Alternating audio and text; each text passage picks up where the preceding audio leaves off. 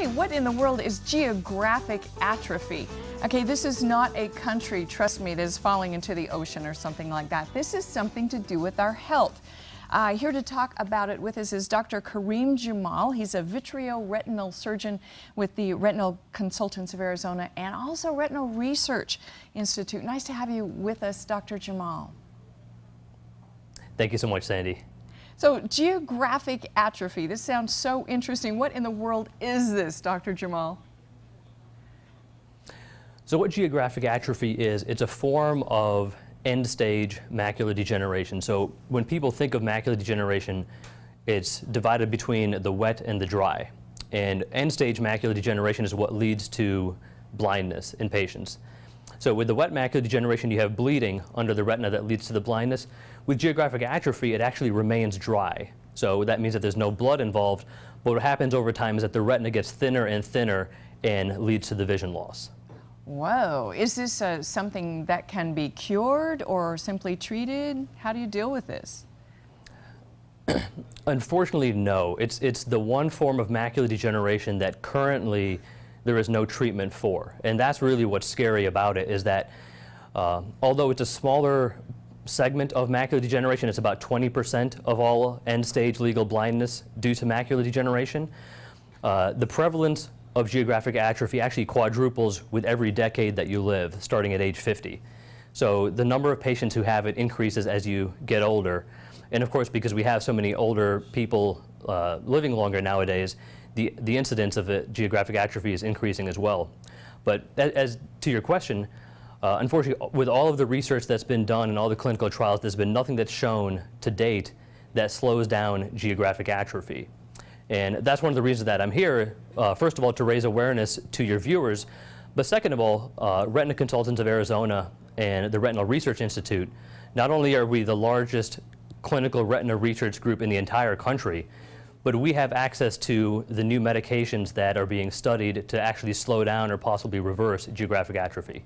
Oh, and how do we, is this something that we do that causes our eyeballs to degenerate like that, or is it just, as you were saying, is it just age-related?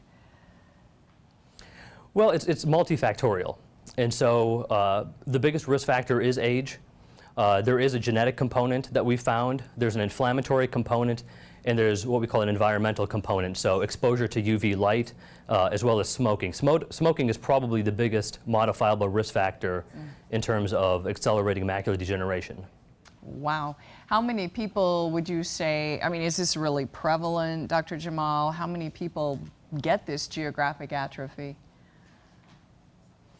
The studies that I've read state that in the United States about 2 million people have what we call end-stage macular degeneration, so that's a mix of both the wet and the geographic atrophy. And we think that about 20% of those are the geographic atrophy component. Wow. Now, you talked about the Retinal Research Institute doing different treatment researches and kind of things. Where are you with that in terms of new treatments or dealing with those? Well, I'm glad you asked. So, as I mentioned earlier, the Retina Research Institute is the biggest retina research group in the entire country in terms of the number of trials that we have. So when you think of research, oftentimes you'll think of the universities. You'll think about Harvard or Johns Hopkins, maybe Bascom Palmer, UCLA. We have the most number of active trials in the entire United States right here in the Valley through the Retina Research Institute. And in terms of geographic atrophy, we actually have 3 very promising trials that we're running right now, one of which is in a phase 3, and that's the final phase that's needed before FDA approval. And that's shown a lot of promise in slowing down the geographic atrophy in these patients. Wow. Now, you mentioned the dry macular degeneration, but that's not actually geographic atrophy. Is that something, geographic atrophy comes after that begins?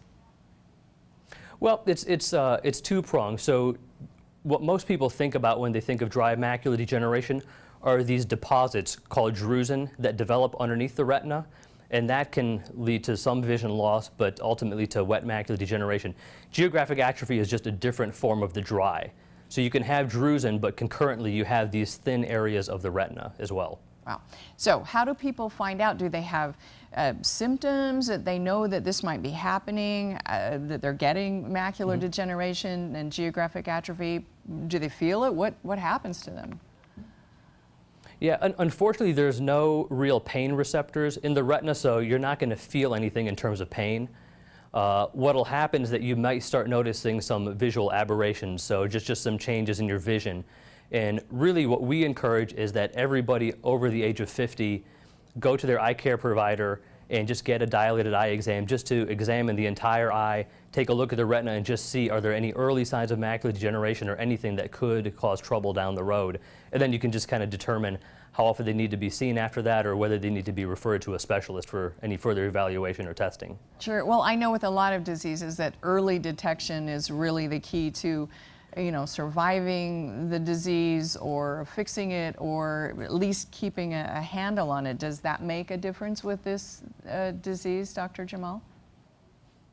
Oh, absolutely. Absolutely. The earlier you catch macular degeneration, so even when it's in the dry form, the National Eye Institute has run 2 clinical studies that have shown that taking an antioxidant vitamin will slow down the progression of the dry form by up to 25%. So catching it in the early to medium phase certainly will slow that down and prevent the end-stage macular degeneration in those patients. Well, and I know with my grandmother, the macular degeneration literally caused a kind of a blindness. So there, she wasn't able to drive and everything. So this is pretty serious in terms of your overall health and well-being. Oh, absolutely, absolutely. So it's not just the vision component, but it's really your entire life in terms of losing your independence. So what's scary about geographic atrophy is that generally it begins just around the center of vision and slowly closes in. And so what catches the headlines are the end-stage geographic atrophy patients because they're the ones who are legally blind. But even in the early phase, when you have these islands of vision that are missing right around the central vision, that causes a lot of moderate vision loss. So people have trouble recognizing faces. They'll have trouble reading because when they look at a word, certain letters or certain other words in the sentence will be missing. And so that can lead to a lot of anxiety and a lot of depression.